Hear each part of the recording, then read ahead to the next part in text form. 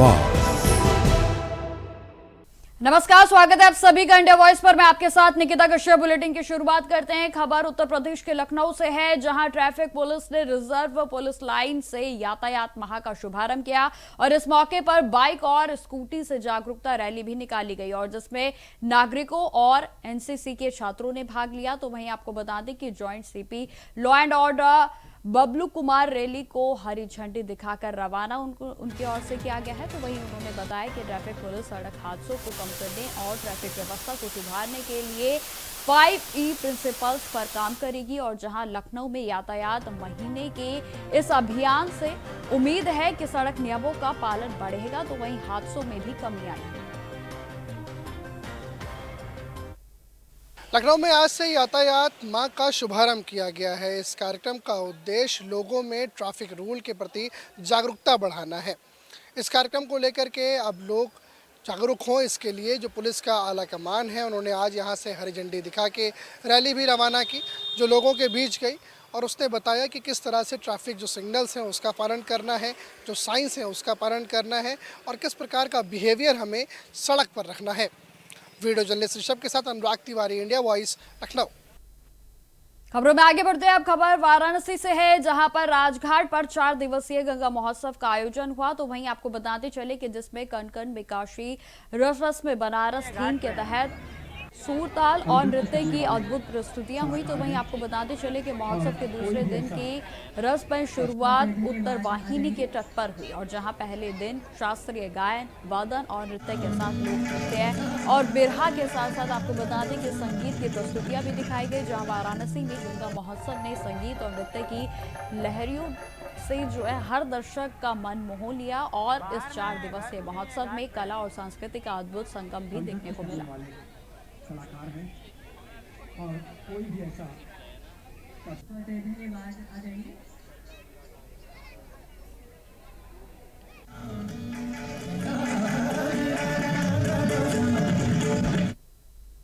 अब खबर कौशाम्बी से है, जहां मंझनपुर चौराहे पर नवंबर के माह के लिए यातायात जागरूकता अभियान का शुभारंभ किया गया है।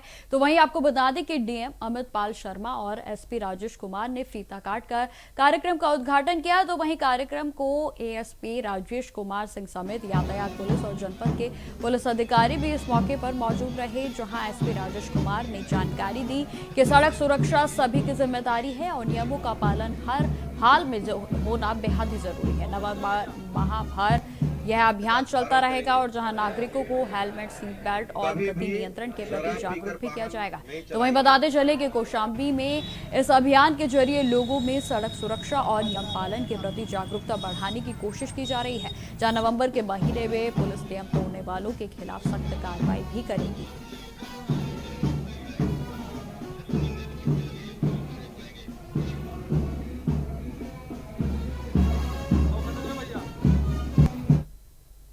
अब खबर प्रयागराज से है, जहां ट्रैफिक पुलिस में 1 माह तक चलने वाले यातायात माह का शुभारंभ हो गया है। आपको बताते चले कि इस वर्ष अभियान की थीम है हमारी सड़क हमारी सुरक्षा और जिसके तहत पूरे शहर में सड़क जागरूकता कार्यक्रम आयोजित किए जाएंगे और इस मौके पर पुलिस लाइन में बाइक रैली के साथ साथ एनसीसी के छात्र छात्राओं की जागरूकता रैली को भी हरी झंडी दिखाकर रवाना किया गया। आपको बताते चले कि बच्चों ने हाथों में यातायात नियमों वाले पोस्टर और स्लोगन लेकर जनता को जागरूक किया। तो वहीं यातायात माह के तहत पूरे महीने सड़क सुरक्षा को लेकर विभिन्न कार्यक्रम आयोजित किए जाएंगे, जिसमें लोगों को हेलमेट पहनना, सीट बेल्ट का उपयोग और गति नियंत्रण के प्रति भी जागरूक किया जाएगा। एवं हमारी सड़क अतिथि महोदय का अभिनंदन करते हुए सम्मान के इसी क्रम में मुख्यालय छात्रों की जागरूकता रैली, सिविल डिफेंस द्वारा अन्य कार्यक्रम। खबरों में आगे बढ़ते हैं। खबर वाराणसी से है, जहां इस साल देव दीपावली का आयोजन और भी खास होगा। जी हां, आपको बता दें कि 21 अर्चक और 42 रिद्धि सिद्धि कन्याएं मिलकर मां गंगा की आरती करेंगी। जहां सुरक्षा व्यवस्था को ध्यान में रखते हुए पुलिस ने 2500 से ज्यादा जो पुलिसकर्मी है उनको तैनात किया है और इस बार ऑपरेशन सिंदूर समर्थित होगा, जहां घाट पर 5 अमर बलिदानियों के परिवारों को सम्मानित भी किया जाएगा। तो वहीं बताते चले कि भीड़ को नियंत्रित करने के लिए घाट को 10 जोन जोन 31 सेक्टर और 36 सब सेक्टर्स में बांटा गया है, जहां सुरक्षा और भीड़ पर ड्रोन से नजर रखी जाएगी। तो वहीं नाव की बुकिंग 1 महीने पहले ही पूरी हो चुकी है और जहां पर लाखों श्रद्धालु घाट पर उमड़ने की उम्मीद जो जताई जा रही है। तो वहीं आपको बताते चले कि वाराणसी में देव दीपावली का यह भव्य आयोजन न केवल श्रद्धालुओं के लिए खास रहेगा, बल्कि सुरक्षा और अनुशासन के लिहाज से भी पूरी तरह से तैयार है। जहां वाराणसी में इस बार देव दीपावली बेहद ही भव्यता के साथ आयोजित की जा रही है। सेवा निधि द्वारा आयोजित आध्यात्मिकता और राष्ट्रवाद को समर्पित भव्य देव दीपावली महोत्सव। खबरों में आगे बढ़ते हैं। अब खबर सीतापुर से है, जहां नवागत जिलाधिकारी डॉक्टर राजा गणपति आर ने जिला चिकित्सालय और जिला महिला चिकित्सालय का औचक निरीक्षण किया। तो वहीं आपको बता दें कि जिलाधिकारी ने 15 दिनों में व्यवस्थाओं में सुधार और अल्टीमेटम भी दिया है, जहां कहा गया है कि ड्यूटी न करने वाले लापरवाहों पर चिकित्सकों और कर्मियों के खिलाफ कठोर विभागीय कार्रवाई की जाएगी। तो वहीं निरीक्षण के दौरान जिलाधिकारी ने सफाई व्यवस्था, भर्ती मरीजों को दिए जाने वाले भोजन की गुणवत्ता, ड्यूटी में समय पर उपस्थित चिकित्सक और स्टाफ के साथ साथ बेडशीट और नियमित बदलाव में सीसीटीवी व्यवस्था जैसे तमाम व्यवस्थाओं को भी देखा। और जहां उन्होंने निर्देश दिए हैं कि मरीजों को सभी सेवाएं समय पर मिले और पर्चा काउंटर पर हेल्प डेस्क नियमित रूप से संचालित रहे।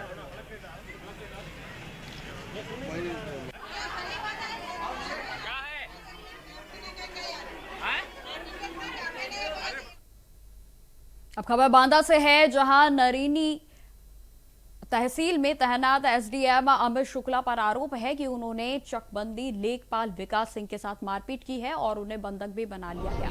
आपको बता दें कि जानकारी के अनुसार एसडीएम अमित शुक्ला रिपोर्ट ना लगाने से नाराज हुए थे और जहां इस घटना की जानकारी लेखपाल ने संबंधित अधिकारियों को भी दी। तो वहीं बताते चले कि यह वही एसडीएम है जो पहले भी विधायक से विवाद और कर्मचारियों के साथ अभद्र व्यवहार के कारण चर्चा में रह चुके हैं। आपको बता दें कि मामला नरीनी तहसील का है, जहां पर अब अधिकारियों के द्वारा जांच की जा रही है।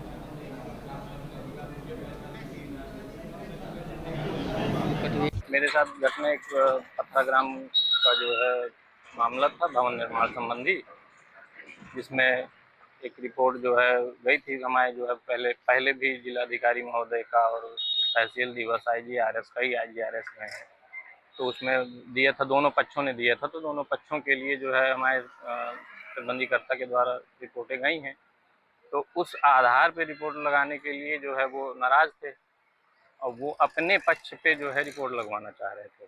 तो हमारे सहायक चकबंदी अधिकारी के द्वारा जो है फ़ोन करवा करके 28 तारीख की शाम को वही 5 बजे लगभग बुलवाया। मैं 5:15 बजे जब उनके केबिन में पहुंचा तो उन्होंने कहा मुझसे कि ऐसे ऐसे नहीं, ऐसे रिपोर्ट में पूरी घटना बताया कि साहब ऐसे ऐसे है। उसमें जो है बंदोबस्त में नक्शे में दर्ज कुआं है कोने पे, उस कुएँ से जो है उसमें पूरा स्पष्ट हो जाता है कि वो किन किन घाटों से मिल करके बना है। वो 335, 336 और 483 घाटों से मिल करके पूरा भूखंड विवादित भूखंड बना है। और उसको जो है जिसके पक्ष में श्री राजेंद्र शुक्ला के पक्ष में जो है रिपोर्ट लगवाना चाह रहे थे, तो उसकी घरौनी भी बनी हुई है, लेकिन घरौनी में जो रकबा है 3 बिस्वा का है, वो लगभग 4 बिस्वा मौके पे है। पत्था गाँव का है और ये प्रकरण आबादी से संबंधित है। इसमें लेखपाल के द्वारा मौके पर जाकर कुछ जांच की गई। जांच के क्रम में जो चकबंदी से संबंधित नायब तहसीलदार है, उनके द्वारा एक नोटिस इसमें जारी हुआ था। उसमें जब फर्दर जांच की गई उनके द्वारा तो पाया गया कि चूँकि मामला प्रकरण आबादी का है और आबादी में चकबंदी लेखपाल को इस तरह की कार्रवाई नहीं करनी चाहिए, उनके द्वारा फिलहाल वो नोटिस वापस ले लिया गया। जो आरोप वगैरह लगाए गए हैं उसके संबंध में चकबंदी अधिकारी और SOC के द्वारा इसमें विस्तृत जांच की जा रही है कि लेखपाल के द्वारा आबादी में प्रकरण होते हुए भी वहाँ पर क्यों जाकर इस तरह की कार्रवाई नोटिस जारी किया गया। इसकी जांच के उपरांत ही इस पर कार्रवाई की स्थिति बनेगी। उसने क्यों कहा है और ये क्या प्रकरण है, इसकी विस्तृत जाँच SOC की द्वारा की जा रही है। जाँच के उपरांत ही इसमें, जाँच के बाद इसमें विस्तृत कार्रवाई। अब खबर मेरठ से है, जहां एंटी करप्शन टीम ने तहसील सदर में तैनात लेखपाल ऋषि को रंगे हाथ रिश्वत लेते हुए गिरफ्तार कर लिया। आपको बता दें कि जानकारी के अनुसार लेखपाल ने एक महिला से दाखिल खारिज के कार्य की अवध में 5,000 रुपए की रिश्वत मांगी थी और जहां महिला ने शिकायत की और टीम ने पूरी योजना बनाकर जाल बिछाकर आरोपी को पकड़ लिया। और जैसे ही तहसील में कार्रवाई की खबर फैली, अफरा तफरी का माहौल बन गया। तो वहीं आपको बताते चले कि कर्मचारी और आम लोग बाहर निकलकर कार्रवाई देखने लगे। तो वहीं टीम अब आरोपी से पूछताछ कर रही थी और उसके जुड़े अन्य मामलों की भी जांच कर रही है। बताते चले कि मेरठ में यह कार्रवाई एंटी करप्शन विभाग की सक्रियता को दर्शाती है। तो वहीं आगे की जांच में पता चलेगा कि आरोपी लेखपाल कितने अन्य मामलों में शामिल था।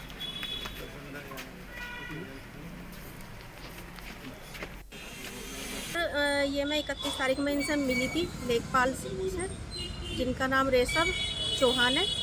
और इन्होंने मेरे से 5,000 की डिमांड करी। दाखिल खारिज मेरी फाइल होनी थी, ज़मीन ली थी मैंने कोना बीघे। तो उसमें जो है इन्होंने मेरे पास पैसे नहीं थे और मैं फिर एंटी करप्शन गई। एंटी करप्शन में मैंने जाके बात की, लिखी शिकायत दी और वहाँ से आज टीम गठित होकर आज मैंने इन्हें 5,000 रुपये दिए। इन्होंने मेरे से ले लिए और कह दिया तुम्हारा काम हो जाए।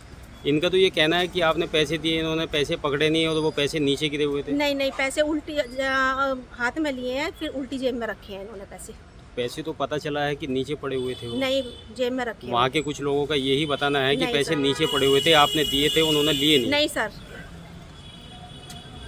तो आपने पैसे दिए थे इनको? पैसे लिए हैं मेरे से जी। और इन्होंने उल्टी जेब में रखे हैं। मैंने फिर बाहर आकर टीम को बताया, टीम ने फिर इन्हें पकड़ा है, सारी टीम। अब खबर बहराइच से है, जहां के मनछरा गांव में 15 वर्षीय किशोरी निशा पुत्री धनीराम सहजराम की पूर्वा 2 दिन पहले ही लापता थे। और जिसमें कि आपको बता दें कि रविवार की शाम को किशोरी की तलाश के दौरान उसके पिता को लड़की का शव बाग में मिला। और जिसके बाद आपको बता दें कि उन्होंने तुरंत पुलिस को सूचना दी और जहां पुलिस मौके पर पहुंची और पूरे मामले की जांच पड़ताल को भी शुरू कर दिया गया है। बताते चले कि किशोरी के शव को पोस्टमार्टम के लिए भी भेज दिया है। तो वहीं अधिकारियों का कहना है कि घटना की विस्तृत जांच के बाद ही हत्या के कारणों का खुलासा किया जाएगा। जहां 15 वर्षीय किशोरी का शव बाग में मिला और जिसके बाद पूरे इलाके में हड़कंप मच गया।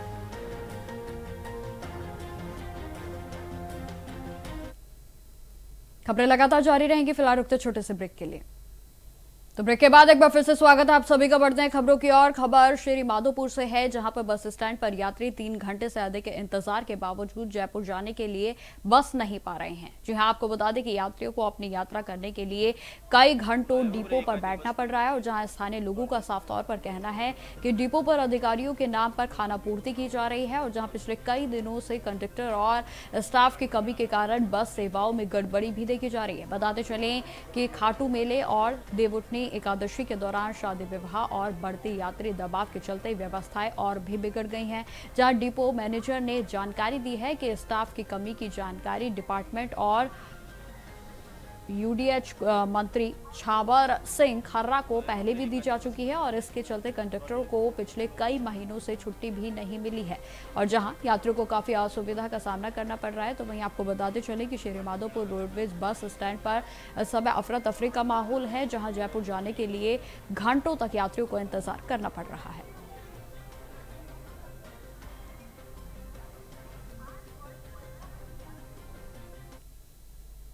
खबरों में आगे बढ़ते हैं। दुर्ग पुलिस ने पूजा पाठ के नाम पर लोगों से ठगी करने वाले अंतर्राज्यीय महाठग गिरोह का भंडाफोड़ किया है। यह गिरोह निवेश की रकम को 100 गुना बढ़ाने का लालच देकर भोले भाले लोगों को निशाना बनाता था। और जहां पार्थी राजकुमार जायसवाल, जो कि ड्राइवरी का कार्य करते हैं, आर्थिक तंगी के कारण गिरोह के झांसे में आ गए। बताते चले कि उन्हें मंदा पासवान नामक महिला ने 11 लाख को 11 करोड़ बनाने का लालच दिया। और जहां महिला अपने 2 साथियों के साथ 1 नवंबर को सफेद अर्टिगा कार में दुर्ग पहुंची और 1 लाख रुपए लेकर पूजा शुरू की।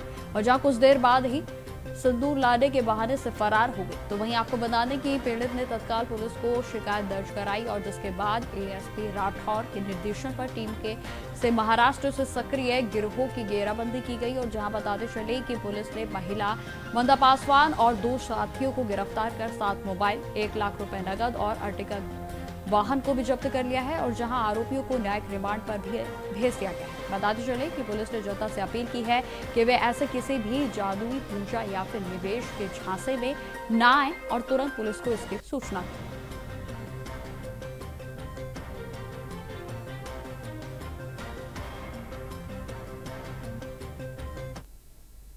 दुर्ग पुलिस को एक बड़ी कामयाबी मिली है और यवतमाल से एक ठगी गैंग यहाँ आया हुआ था जो रुपए पैसे को 100 गुना बढ़ा करके पूजा पाठ तंत्र मंत्र करके बढ़ाने का काम करते थे और उसी के आधार पर ये ठगी का काम करते थे। उस गैंग को पकड़ा गया है। प्रार्थी ने पुलगांव थाने में आकर के रिपोर्ट लिखा है कि उसके साथ 1 लाख रुपए की अभी अभी ठगी हो गई है और लोग पूजा पाठ करके 1 लाख को 1 करोड़ करके देने का झांसा दिए थे। इस आधार पर तत्काल हमारी टीम विवेचना में लगी और उनको पुलगांव पुल के पास से MH पासिंग गाड़ी में अर्टिगा कार में पकड़ा गया।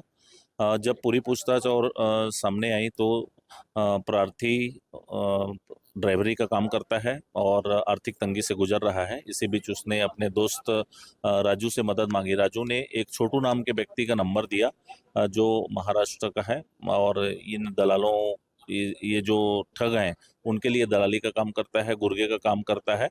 और छोटू ने एक महिला का नंबर दिया मंदा पासवान का, ये करती है काम, इसको बात करो। मंदा पासवान ने बताया कि ऐसे बहुत से लोगों के पैसे उसने 100 गुना करके दिए हैं, आपका भी काम हो जाएगा। इनकी बातचीत 11 लाख रुपए को 11 करोड़ करने पर तय हुआ था। कल का दिन चुना गया था, एकादशी की पूजा के दिन वो आए थे। 2 मटके और चावल इनसे मंगाए थे और 1 लाख रुपए जब ले लिए, पूजा पाठ इनका शुरू हुआ। इसी बीच वो बोलने कि सिंदूर और नींबू छूटा हुआ है, आप सिंदूर ले आइए। सिंदूर डिब्बा लेने के लिए इसको भेज दिए और जब सिंदूर डिब्बा लेने के लिए वो गया, उसी बीच मौके पा करके वो 1 लाख रुपए लेकर के फरार हो गए थे। अब खबर अजमेर से है, जहां पर जिला पुलिस ने हार्डकोर अपराधी धन सिंह उर्फ धनसा धनु प्रताप सिंह को गिरफ्तार कर लिया है। आपको बता दें कि आरोपी पर कुल 35,000 रुपए का इनाम घोषित था और वह करीब 1.5 वर्ष से फरार चल रहा था। बताते चले कि पुलिस अधीक्षक वंदिता राणा के निर्देशन में पिपरोली के बाहर सोकलिया रोड पर घेराबंदी कर आरोपी को पकड़ लिया गया और जहां गिरफ्तारी के दौरान आरोपी ने बाइक से पुलिसकर्मी को टक्कर मारकर भागने का प्रयास भी किया, लेकिन गिरकर घायल हो गया और जिसके बाद पुलिस ने उसे धर दबोचा। बताते चले कि पुलिस ने आरोपी के कब्जे से 2 देसी पिस्टल, 2 12 बोर की बंदूकें और 6 जिंदा कारतूस के साथ साथ 3 हाई ग्रेडेड सहित विस्फोटक सामग्री को भी बरामद कर लिया है। बताते चले कि धन सिंह के खिलाफ 51 आपराधिक प्रकरण दर्ज है और जिसमें फायरिंग, हत्या का प्रयास, फिरौती के लिए अपहरण और अवैध हथियार तस्करी के साथ साथ लूट और धमकी जैसे गंभीर अपराध भी शामिल है। फिलहाल पुलिस ने उससे पूछताछ शुरू। बड़ी सफलता मिली है पुलिस को 3 देसी हैंड ग्रेनेड के साथ में।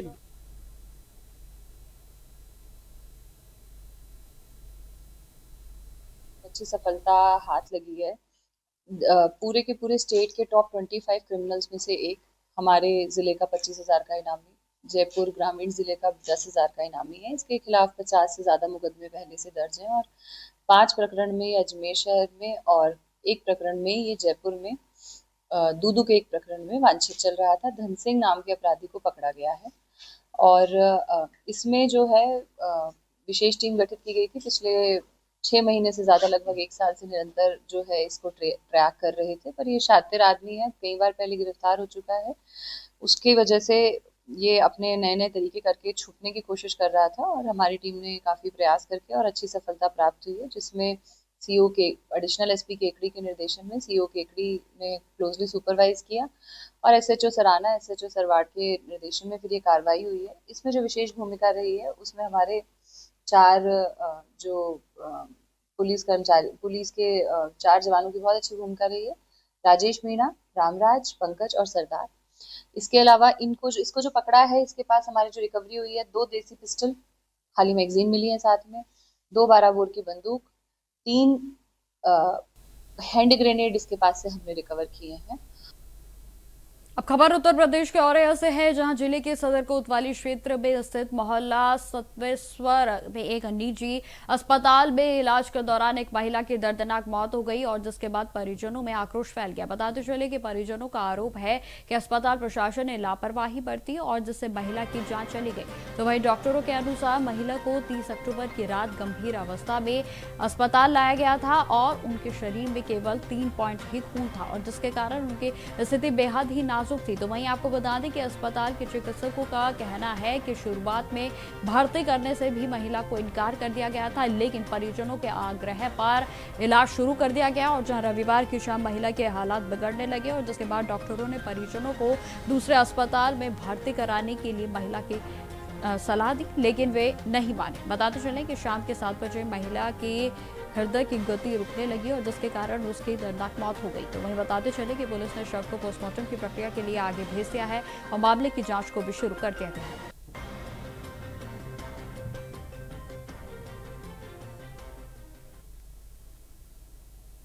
तो फिलहाल मेरे साथ इस बुलेटिन में इतना ही। देश दुनिया की तमाम खबरों की जानकारी के लिए बने रहे हमारे साथ। नमस्कार।